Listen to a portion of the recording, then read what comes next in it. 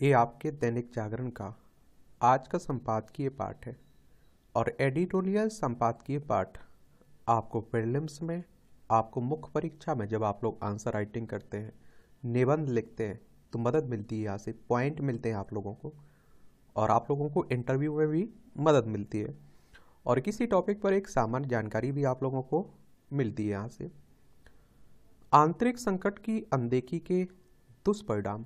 गुटबाजी कांग्रेस के राजनीतिक चरित्र का हिस्सा रही है, पर आला कमान और वरिष्ठ प्रादेशिक नेताओं के बीच आज जैसी संवादहीनता कभी नहीं रही है। और देखिए, कांग्रेस की बात करें तो इसकी स्थापना 1885 में हुई थी, 28 दिसंबर को। इसके पहले अध्यक्ष WC बनर्जी व्योमेश चंद्र बनर्जी थे और इसके संस्थापक A.O. ह्यूम थे।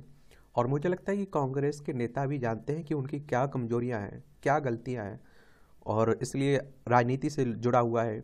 और हर राज्य में आप देखिए कांग्रेस के लीडर टूटे, नेता जा रहे हैं, आ रहे हैं छोड़ के कांग्रेस को। तो उस पर पढ़ना हो तो इसकी PDF आपको टेलीग्राम पर डाल देता हूँ, वहाँ से जाकर आप लोग इसे पढ़ सकते हैं। गेहूं धान के दुष्चक्र से निकले किसान, इस आर्टिकल को पढ़ते हैं हम लोग, जरूर पढ़ना चाहिए इस तरह के आर्टिकल। राजनीति तो देश भर में हो रही है, उस बारे में क्या बात की जाए। किसान आंदोलन का अंत कब होगा, यह तो आने वाला समय ही बताएगा, लेकिन इसमें कोई दो राय नहीं है कि इस आंदोलन ने खेती किसानों की बदहाली और किसानों के नाम पर की जाने वाली राजनीति को उजागर करने का काम किया है। कांग्रेस आज कह रही है कि यदि वह सत्ता में आती है तो स्वामीनाथन आयोग की सिफारिशों के अनुसार फसलों की न्यूनतम समर्थन मूल्य MSP पर सरकारी खरीद की गारंटी देगी। ध्यान रहे कि 2004 से 2014 के बीच केंद्र में कांग्रेस के नेतृत्व में सापरग सरकार थी। देखिए, सापरग सरकार या UPA सरकार, इसमें कांग्रेस मुख्य दल और उसके सहयोगी दलों को मिलाकर UPA बनता है। NDA में आप देखते हैं कि BJP मुख्य दल है और उसके सहयोगी दलों को मिलाकर NDA बनता है। उसने MS स्वामीनाथन की अध्यक्षता में राष्ट्रीय किसान आयोग का गठन किया और ये स्वामीनाथन वही है जिन्हें आपने देखा है कि भारत रत्न दिया गया हाल ही में। आयोग ने 2004 से 2006 के बीच 5 सिफारिशें की थी और जिन्हें स्वामीनाथन आयोग की रिपोर्ट के नाम से जाना जाता है। और उसकी सबसे अहम सिफारिश थी कि सरकार किसानों से उनकी फसलों को लागत मूल्य से 1.5 गुना अधिक कीमत देकर खरीदे। और आयोग ने इसके साथ साथ भूमि सुधार, सिंचाई, खाद्य सुरक्षा, कृषि बाजार के उदारीकरण, किसानों के ऋण एवं बीमा की बेहतर सुविधाएं उपलब्ध कराने की सिफारिश की थी। लेकिन तत्कालीन प्रधानमंत्री मनमोहन सिंह ने उनकी सिफारिशों को अव्यावहारिक बताते हुए लागू करने से इनकार कर दिया था। यद्यपि देश भर के किसान तमाम चुनौतियों से जूझते हैं, लेकिन आंदोलन करने वालों में पंजाब के किसानों की अधिकता है और इसकी जड़ सरकार की एकांगी खरीद नीतियों में निहित है। यद्यपि सरकार 23 फसलों के लिए MSP घोषित करती है, लेकिन कुछ साल पहले तक यह सरकारी खरीद गेहूं, धान जैसी कुछ एक फसलों और पंजाब, हरियाणा, पश्चिमी उत्तर प्रदेश जैसे चुनिंदा इलाकों तक सिमटी रहती थी। MSP की शुरुआत पिछली सदी के 7वें दशक पर में तब हुई जब देश में अनाज का संकट था। तब सरकारों ने जिन इलाकों में बेहतर कृषिगत ढांचा मौजूद था, वहां के किसानों को विश्वास दिलाया कि उनकी उपज को सरकार द्वारा तय कीमत पर खरीदा जाएगा, भले ही अनाज की कीमत कितनी भी कम क्यों ना हो जाए। और इसका परिणाम यह हुआ कि पंजाब, हरियाणा में गेहूं, धान केंद्रित कृषि को बढ़ावा मिला है और देश खाद्यान्न के मामले में आत्मनिर्भर बना है। इस उपलब्धि के लिए पंजाब को देश के खाद्य कटोरी की उपाधि दी गई। पंजाब में धीरे धीरे किसानों, आड़तियों को की ताकत पर लॉबी का विकास हुआ और जिसने राजनीतिक दलों, सरकारों पर गेहूं, धान के MSP में बढ़ोतरी और आधिकारिक सरकारी खरीद के लिए दबाव बनाया। राजनीतिक दलों और सरकारों ने भी गेहूं, धान के सारे अपनी राजनीतिक जमीन मजबूत करने के लिए मुफ्त बिजली, पानी का पासा फेंका और इसका नतीजा यह हुआ कि पंजाब की पारंपरिक फसलें पीछे छूट गईं।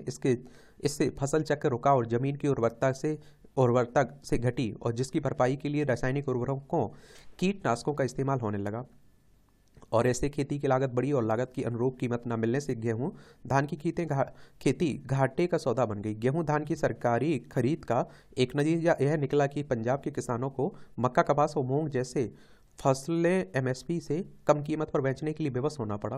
पंजाब में आप देखिए गेहूं, धान जैसी पानी की अधिक खपत वाली फसलों को बढ़ावा देने से जल स्तर घटता जा रहा है। 2018 में प्रकाशित पंजाब सरकार की एक रिपोर्ट के अनुसार राज्य के 79% इलाकों में भूजल अतिदोहन की श्रेणी में आ चुका है और यहाँ 2039 तक भूजल खत्म हो जाएगा। 2020 में केंद्रीय भूजल बोर्ड द्वारा पंजाब में भूजल के ब्लॉक वार सर्वे में भी खतरनाक संकेत सामने आए हैं। विडंबना ही है कि पंजाब के संकट से सबक सीखने के बजाय दूसरे राज्य बोनस देकर गेहूं धान की खेती को बढ़ावा दे रहे हैं, जैसे मध्य प्रदेश में गेहूं और छत्तीसगढ़ में धान, और इससे असंतुलित कृषि को बढ़ावा मिल रहा है। कृषि विशेषज्ञों का सुझाव है कि पंजाब को गेहूं धान के दुष्चक्र से निकाला जाए, पर ठोस प्रयास न होने से किसान मजबूरन गेहूं धान के कुचक्र में उलझे हुए हैं। अब मोदी सरकार देश की पारिस्थितिक दशाओं के अनुरूप फसल चक्र विकसित कर रही है, और इसलिए बीते एक दशक में सरकार ने गेहूं धान की तुलना में मोटे अनाजों, दलहनी तिलहनी फसलों के एमएसपी में भरपूर बढ़ोतरी की है।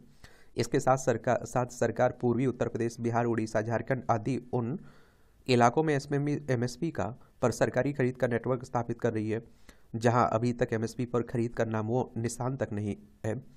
और इसे भी विडंबना ही कहा जाएगा कि देश में अनाज ग्रामीण क्षेत्रों में पैदा होता है, लेकिन उसका भंडारण शहरी क्षेत्रों में होता है, फिर सार्वजनिक वितरण प्रणाली के तहत वितरित करने के लिए इसका देशव्यापी परिवहन किया जाता है, और इससे न केवल ढुलाई लागत बढ़ती है बल्कि अनाज की बर्बादी भी होती है।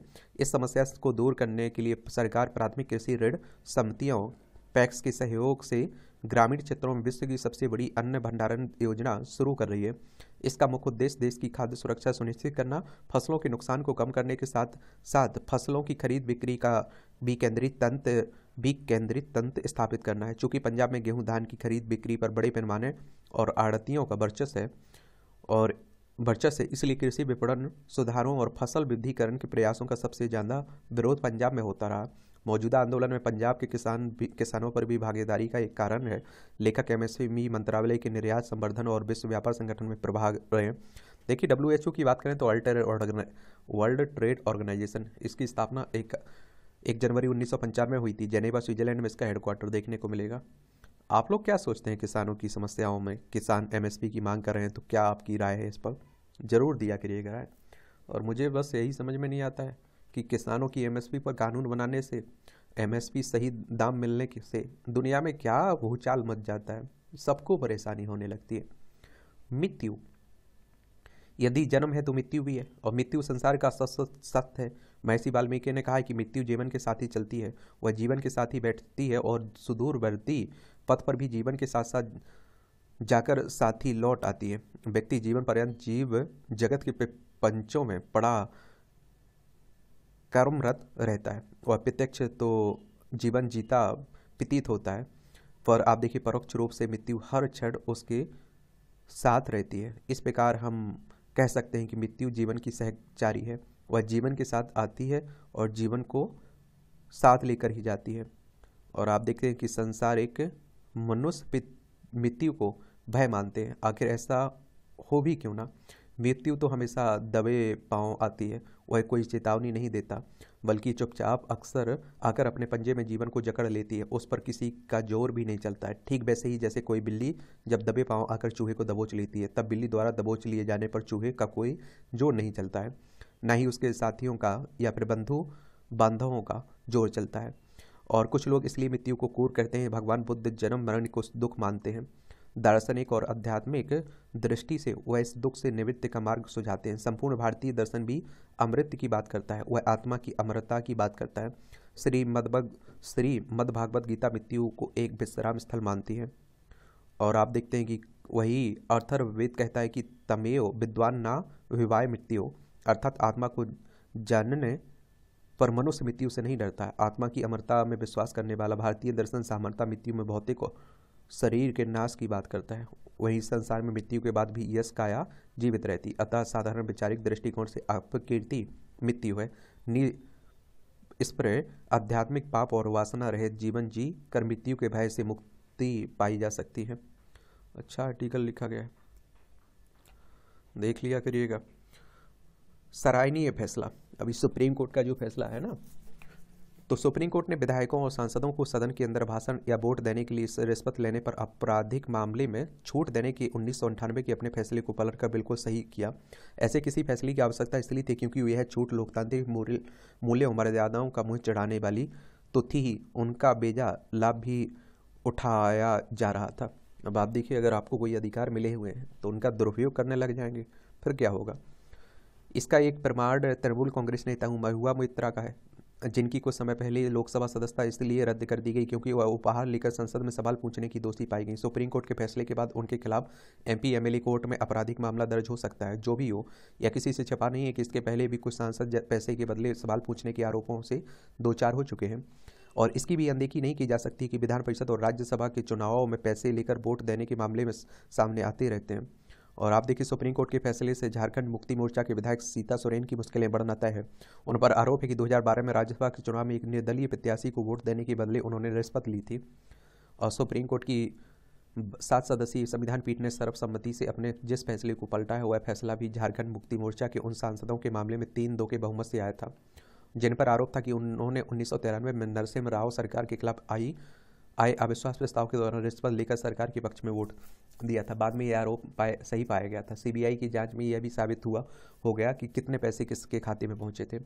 जब यह मामला सुप्रीम कोर्ट पहुंचा तो उसने यह तो माना कि रिश्वत लेकर वोट देने वाले सांसदों ने उनके भरोसे का सौदा किया है जिनका वह प्रतिनिधित्व करते हैं, लेकिन वे उस विशेष अधिकार के चलते सुरक्षा के अधिकारी जो संविधान में उन्हें प्रदान किए गए। इस फैसले के चलते विधायकों और सांसदों को एक तरह से मनमानी करने की छूट मिली है। विधायकों और सांसदों को विशेषाधिकार इसके लिए मिलते हैं ताकि वे सदन में बिना किसी भय संकोच अपनी बात कह सकते हैं।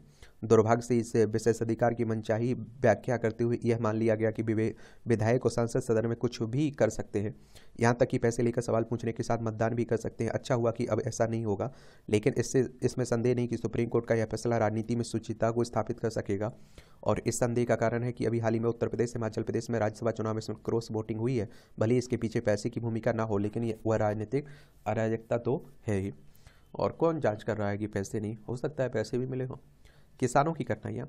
पंजाब में गत दिनों में हुई वर्षा और ओलावृष्टि ने किसानों की कठिनाइयां बढ़ा दी हैं। देश भर में कई जगह आप देखेंगे मौसम की मार से खासतौर पर सरसों और गेहूं की फसल को भारी क्षति पहुंचने की आशंका व्यक्त की जा रही है। एक अनुमान के अनुसार 700 एकड़ रकबे में सरसों की पूरी फसल बर्बाद हो गई है, जबकि बड़े रकबे में गेहूं की बालियां टूट गई हैं। किसानों की मुश्किलें इसलिए और बढ़ गई क्योंकि गत वर्ष मानसून के दौरान बाढ़ आने से भी कई जिलों में फसलें बर्बाद हो गई। इसलिए यह आवश्यक है कि वर्षा और ओलावृष्टि से हुई क्षति से किसानों को उबारने के लिए सरकार शीघ्रता से प्रयास आरंभ करे और खराब हुई फसलों का आकलन करने के लिए शीघ्र गिरदावरी प्रबंधन किया जाना चाहिए। और पहले ऐसा देखा गया कि गिरदावरी करने में और उसकी रिपोर्ट आने में बहुत समय लग जाता है, और इसके बाद मुआवजे के लिए भी किसानों को जूझना पड़ता है। ऐसे भी मामले सामने आ चुके हैं जब मुआवजे के नाम पर बहुत ही छोटी राशि देकर किसानों के साथ भद्दा मजाक किया गया। समय पर सहायता नहीं मिलने पर किसान अक्सर कर्ज के जाल में फंसने पर मजबूर हो जाते हैं। सरकार और प्रशासन को इन बातों को ध्यान में रखकर आगे बढ़ना चाहिए कि गिरदावरी तो शीघ्र की ही जानी चाहिए और मुआवजा बांटने की पूरी प्रक्रिया में भी पर्याप्त पारदर्शिता सुनिश्चित की जानी चाहिए। सरकार का प्रयास यही होना चाहिए कि किसानों को समय पर उचित सहायता मिल सके। इसलिए केंद्र से भी यदि सहयोग अपेक्षित हो तो उसे लेने में संकोच नहीं किया जाना चाहिए। एक और बात आपको बताऊं, देखिए किसान हर मौसम में मारे जाते हैं। आप देखते हैं कि किसानों की स्थिति बहुत बुरी बनी हुई है। बाढ़ आ जाए तब परेशानी, तूफान आ जाए तब परेशानी, आप देखते हैं बरसात ना हो तब परेशानी, कोई ना कोई परेशानी उनके सामने खड़ी रहती है। और वही आप देखते हैं कोरोना महामारी में हमारे इलाज बचाई थी, हमारी अर्थव्यवस्था ठप हो चुकी थी और किसानों ने, खेती ने सब कुछ किया था। वन्य जीवों के संरक्षण की पहल। केंद्रीय पर्यावरण, वन एवं जलवायु परिवर्तन मंत्रालय की ताजा रिपोर्ट के मुताबिक वर्तमान में देश भर में करीब 13,874 तेंदुए हैं। यह जैव विविधता के प्रति भारत के अटूट समर्पण का प्रमाण है।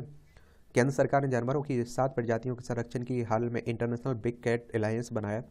बिग कैट के अंतर्गत मुख्यतः 7 जानवर आते हैं।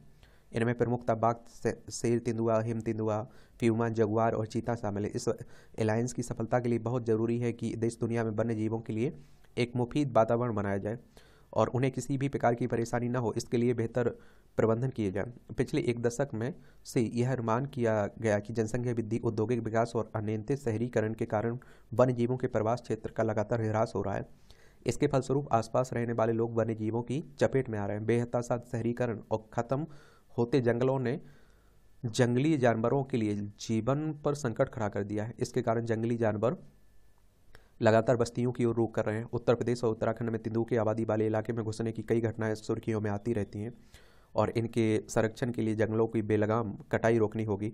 प्राकृतिक आवास के लिए नई पार्कों का निर्माण करना होगा। इसके अलावा तेंदुए के जीवन पर संकट की वजह बनती रोड किल की घटना की ओर भी ध्यान देना जरूरी है। इसके लिए सड़कों के विकास पर सावधानी पूर्वक विचार करने की आवश्यकता है। देश में वन्य जीवों के खिलाफ लगातार बढ़ रही हिंसा की घटनाएं भी चिंतित हैं। पारिस्थितिकी तंत्र को संतुलित बनाए रखने के लिए वन्यजीव बेहद महत्वपूर्ण है। आज मानव जीवन प्रत्यक्ष और परोक्ष रूप से पारिस्थितिकी तंत्र पर टिका हुआ है।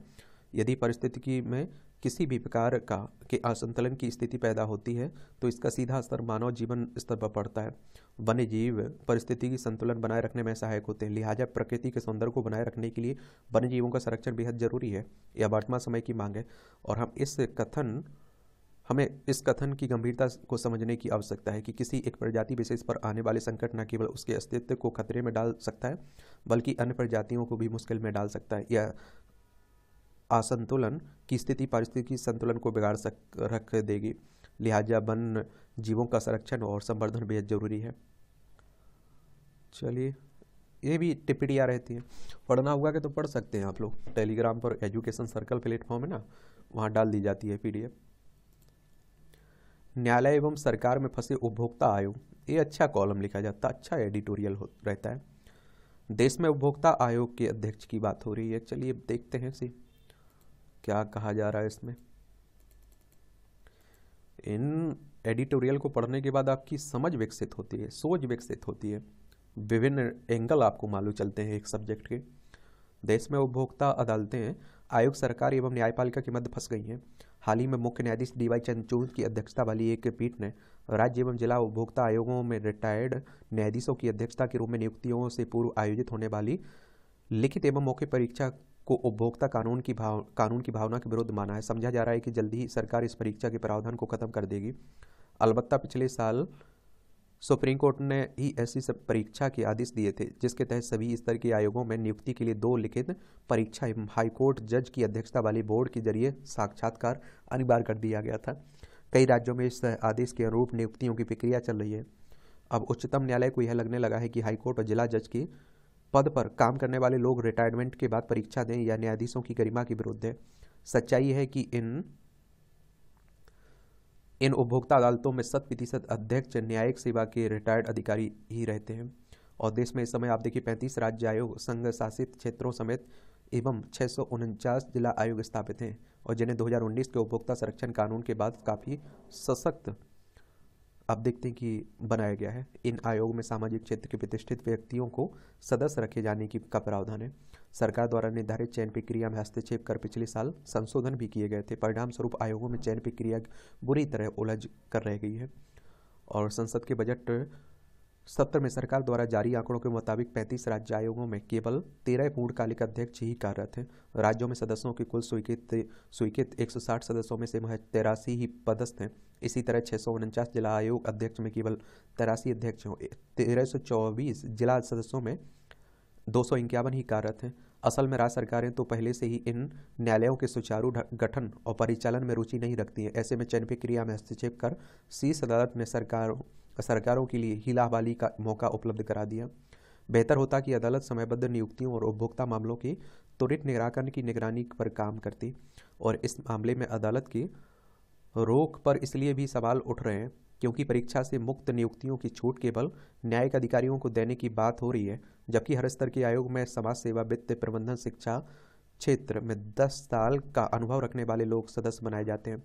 और शीर्ष अदालत ने इन सदस्यों के कार्यानुभव को कोई अधिमान्यता नहीं दी है, जबकि मूल कानून में ऐसे अनुभवी सदस्यों को कार्य निष्पादन रिकॉर्ड के आधार पर पुनर्नियुक्ति की बाध्यता थी। और सवाल यह भी है कि अच्छे और अनुभवी लोग 4 साल के कार्यकाल के लिए इन आयोगों में क्यों आएंगे। और बेहतर होगा अदालत और सरकार इस दिशा में भी काम करे।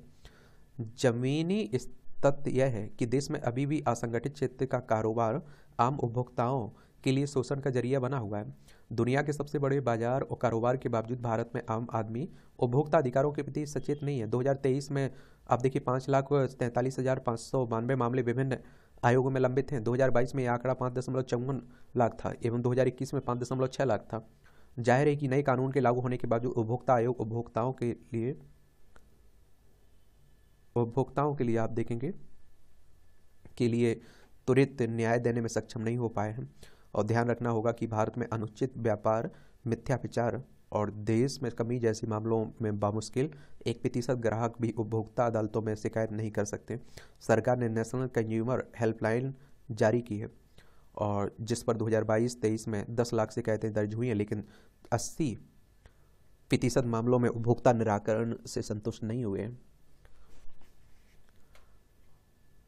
और आप देखिए, बेहतर हो कि शीर्ष अदालत सरकार के चयन मापदंडों पर बार बार हस्तक्षेप के स्थान पर उपभोक्ताओं के मध्य जागरूकता के साथ कानून में भेद समय सीमा में प्रकरणों का निस्तारण पर अपना एक निगरानी तंत्र सक्रिय करे, क्योंकि उपभोक्ता अदालतों के गठन का उद्देश्य मूलतः सिविल मामलों की दुरूह प्रक्रिया से नागरिकों को निजात दिलाना है। इसलिए 1986 का कानून बनाकर उपभोक्ता फोरम बनाए गए थे और आज के परिवेश में नया 2019 का कानून लागू किया गया है। नया कानून बदलते बाजार, खासकर ई कॉमर्स कंपनियों के जाल में उपभोक्ताओं को बेहतरीन सुरक्षा कवच भी है।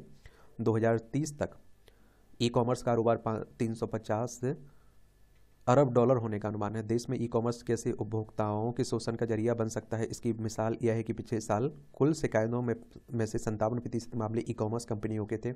ऐसे में सरकारों को भी चाहिए कि केवल जागो के सरकारी प्रचार से हटकर देश में उपभोक्ताओं के मध्य वास्तविक जागरूकता के प्रयास सामाजिक भागीदारी के साथ शुरू करें। और जब आयोग सशक्त होंगी तो उपभोक्ताओं को त्वरित न्याय प्रदान कर सकेंगे और शीर्ष अदालत को भी इस व्यापक क्षेत्र में अपनी, आप देखते हैं कि परिणामोन्मुखी भागीदारी सुनिश्चित करने की आवश्यकता है, ना कि ऐसे आदेश जारी करने की जिनसे सरकारों के सामने दुविधा के साथ अधिकार क्षेत्र का भी सवाल खड़ा हो। सवाल यह भी है कि सुप्रीम कोर्ट को क्यों लगता है कि हाई कोर्ट और जिला कोर्ट के जज यदि परीक्षा देंगे तो यह गरिमा के विरुद्ध है। यदि न्यायाधीशों की गरिमा इससे प्रभावित होती है, सदस्यों के रूप में भी चयनित सामाजिक कार्यकर्ता भी अपने प्रामाणिक अनुभव से इन आयोगों में आते हैं। सदस्यों को केवल 2 कार्यकाल के लिए पात्रता है, जबकि हर बार उन्हें परीक्षा देनी होगी। वह न्यायाधीश 67 साल तक अध्यक्ष रह सकते हैं। योग्यता और गरिमा का सवाल न्यायपीठ पर लागू होना चाहिए, ना कि केवल जजों पर। बेहतर होगा 3 स्तर वाली यह परीक्षा या तो सभी को तय हो या फिर किसी के लिए नहीं। इससे आयोगों की साख भी बढ़ेगी। विवादों के निपटारे में मध्यस्थता को प्राथमिकता, समझौता एक तरह से। न्यायिक प्रक्रिया के बदलते परिवेश में ही सामाजिक परिवर्तन का मूल छिपा हुआ है और सुप्रीम कोर्ट के मुख्य न्यायाधीश डी वाई चंद्रचूड़ ने हाल ही में देश में मध्यस्थता कानून पर जोर देते हुए कहा कि मध्यस्थता करें, मुकदमेबाजी ना करें। उन्होंने अपने संदेश में यह भी कहा है कि कानून का उपयोग न्याय के साधन के रूप में किया जाना चाहिए, लेकिन औपनिवेशिक काल में हमें याद दिलाता है कि इसका उपयोग उत्पीड़न और अन्याय के साधन के रूप में भी किया जा सकता है। वस्तुतः मध्यस्थता कानून वैकल्पिक विवाद समाधान का एक प्रारूप है और यह नागरिक प्रक्रिया की धारा 89 के तहत अभी प्रमाणित भी है, जो यह कहता है कि मध्यस्थता एक ऐसी प्रक्रिया है जिसमें एक तटस्थ तृतीय पक्ष विवादित पक्षों को मुकदमे के बिना अपने विवादों को रचनात्मक तरीके से हल करने में सहायता करता है। अब 2 लोगों के बीच लड़ाई हुई है किसी को लेकर, उनके बीच समझौता करवा देना किसी के द्वारा, उसी की बात हो रही है। मध्यस्थता सभी पक्षों और उनके अधिवक्ताओं की भागीदारी के साथ विवाद समाधान करने का एक अनोखा अवसर प्रदान करती है। इस प्रक्रिया में एक मध्यस्थ होते हैं जो वादियों को उनके मतभेदों को खत्म करने के लिए, उनके विवाद का एक ठोस समाधान खोजने में मदद करने के लिए विशेष बातचीत करने का अवसर प्रदान करने हेतु अपने कौशल का उपयोग करते हैं। मध्यस्थता की प्रक्रिया में हमेशा निर्णय लेने की शक्ति पक्षकारों के विवेक पर छोड़ दी जाती है और उन्हें, आप देखते हैं, विकल्प दिया जाता है, परंतु निर्णय हमेशा दोनों पक्षों के ऊपर ही निर्भर करता है। एक मध्यस्थ यह तय नहीं करता है कि क्या उचित है और क्या सही है, बल्कि एक मध्यस्थ मुद्दों को परिभाषित करके और संचार एवं समाधान के बाधाओं को दूर करके 2 विवादित पक्षों को एक साथ लाने के लिए उत्प्रेरक के रूप में कार्य करता है, जिसका प्रयास रहता है विवाद का कम समय में और कानूनी प्रक्रिया का सही उपयोग करते हुए कैसे निपटारा किया जाए। भारत में लंबित मामलों के समाधान हेतु यह एक सार्थक प्रयास होगा। दिसंबर 2023 तक भारतीय न्यायपालिका के विभिन्न स्तरों के न्यायालयों के समक्ष 5 करोड़ से भी अधिक मामले लंबित हैं। लिहाजा मध्यस्थता की प्रक्रिया को और अधिक मजबूत बनाने के लिए लंबे समय से मांग हो रही थी कि मध्यस्थता को संस्थागत बनाया जाए और इसीलिए मध्यस्थता अधिनियम 2023 लाया गया, जिसे राष्ट्रपति की भी सहमति मिल गई है। इस अधिनियम का उद्देश्य न्यायपालिका के कार्यभार को सुगम बनाना, मध्यस्थता विशेष रूप से संस्थागत मध्यस्थता को बढ़ावा देना, साथ ही इसे सामुदायिक मध्यस्थता और ऑनलाइन प्रारूप को स्वीकार बनाने, प्रभावी प्रक्रिया, उससे जुड़े या उसके आनुषंगिक मामलों के सही निष्पादन करने के लक्ष्य को देखते हुए लाया गया है। आज के परिदृश्य में मध्यस्थता कानून एक मजबूत और प्रभावी प्रक्रिया के रूप में विकसित हुआ है जो समाज के हर वर्ग को प्रभावित करने की क्षमता रखता है। कानून की प्रक्रिया से वंचित लोग भी इसमें लाभान्वित हो पाएंगे। आज जब तकनीक समाज में कई तरीकों से परिवर्तन लाने में सक्षम दिख रहा है, तो ऐसे में मौजूद न्यायतंत्र प्रणाली बदलते परिवेश में मध्यस्थता अधिनियम 2023 मील का पत्थर साबित होगा। अच्छा है, लेखक के निजी विचार है। ये विकास हाजिर हो, खरी खरी तंज कसा जाता है। ममता के विरुद्ध मोदी की नई रणनीति बंगाल में। अब देखिए, लोकसभा चुनाव है तो सब होते रहेंगे। एमएसपी पर कानूनी गारंटी से प्रदेश को नुकसान। इंद्रजीत सिंह लिख रहे हैं। अब आप देखिए, पढ़ना हो आप लोग पढ़ सकते हैं, कई बार हम लोगों ने बात कर ली है, और इनकी क्या चिंताएं रहती हैं, क्यों चिंताएं ये करते हैं एमएसपी को लेकर, वो भी देखा है। इसकी पीडीएफ टेलीग्राम पर डाल देता हूँ, तो पढ़ लिया करिएगा। और मैं आप लोगों से हमेशा कह रहा हूँ, एक जो टॉपिक है उस पर आप लोग, मैं कहता हूँ कि 2 बार पढ़ लीजिए, 4 बार आर्टिकल पढ़ लीजिए, लेकिन अगर डेली उसके बारे में छापा जा रहा है, उसके बारे में लिखा जा रहा है, तो कोई मतलब नहीं रहता। कोई नया अपडेट हो तो ज़रूर आपको पढ़ना चाहिए, ठीक है। अब आपका कोई सवाल हो मेरे लिए, सुझाव हो, तो आप लोग बता सकते हैं। मेरी तरफ से शुभकामनाएं हैं। ईमानदारी से मेहनत करिए। धन्यवाद।